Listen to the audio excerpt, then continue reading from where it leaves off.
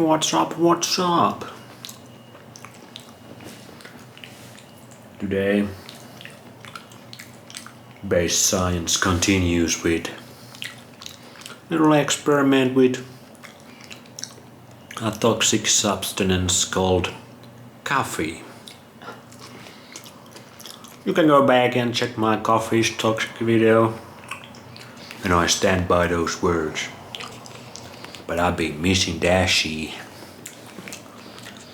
It was such a big part of my life. The ritual, the pattern. I programmed myself to love the coffee and then going to the working out, doing some athletic shit. And today I still have some of the old coffee left, so today I was like, fuck this shit. I'm gonna try coffee after like 4 or 5 months of not single cup, single drop of coffee or caffeine. I wanna feel it again. And shit, that was tremendous. Coffee is a tremendous substance for my body. I wasn't even tired at all. Like I felt good. But it's just a whole nother level of good when you ingest that shit with some raw milk this time. It kinda zones you. At least for me, it zones me in the present moment so incredibly much because it adrenalizes your body. And my adrenal glands probably ain't working too good because I've abused the coffees for so many years and abused my body with exercising, so they've been just resting, they've been chilling this summer. And I have felt it, I've felt more sluggish than usual, but like today, like past couple months, I haven't felt sluggish at all anymore. But when I quit the coffee, I could see the effects, the negative effects, because the good feelings, the good vibes coffee brings, they comes with a cost. It comes with a cost for your body because the coffee beans are toxic for human beings. If you eat good shit and you ain't eating good shit for a while, you don't get any withdrawals. But with coffee, with drugs, anything that's toxic for the human beings that starts to accumulate in your body, when you use it, when you quit that shit, the withdrawals are insane, and they were pretty bad for me. But now, after 5 months, the coffee hits so nicely.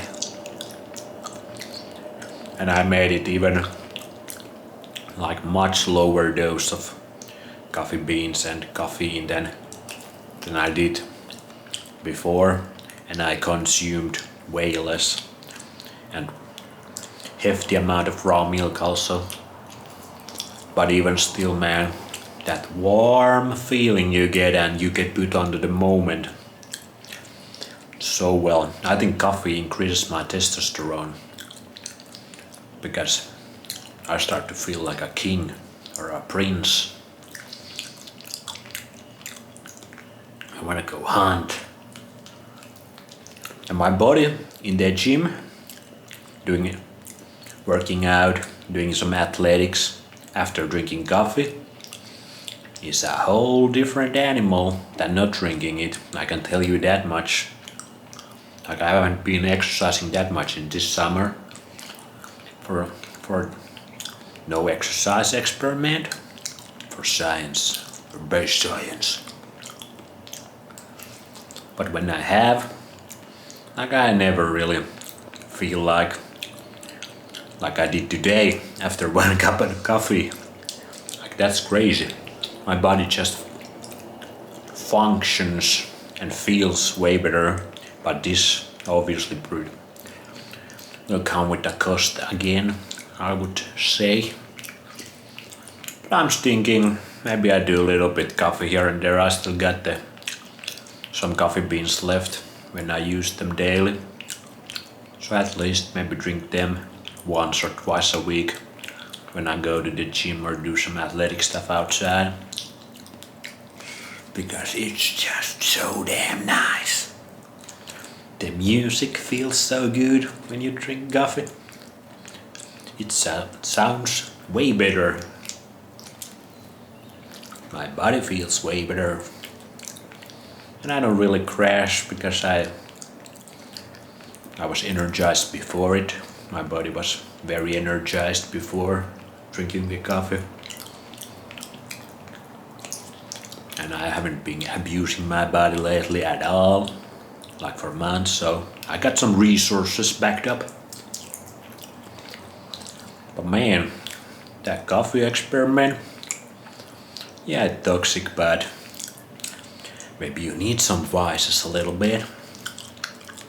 Have some fun in this life. And it's been such a big cope for me.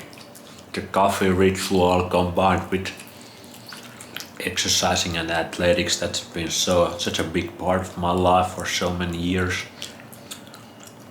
And I miss it sometimes, and today I missed it a little bit too much, and I went back for it, and it was glorious. But after I quit it for a little bit, I could feel the negative effects of it. So I'm gonna take it chill. Unlike with the raw chicken, we never chill with the raw chicken.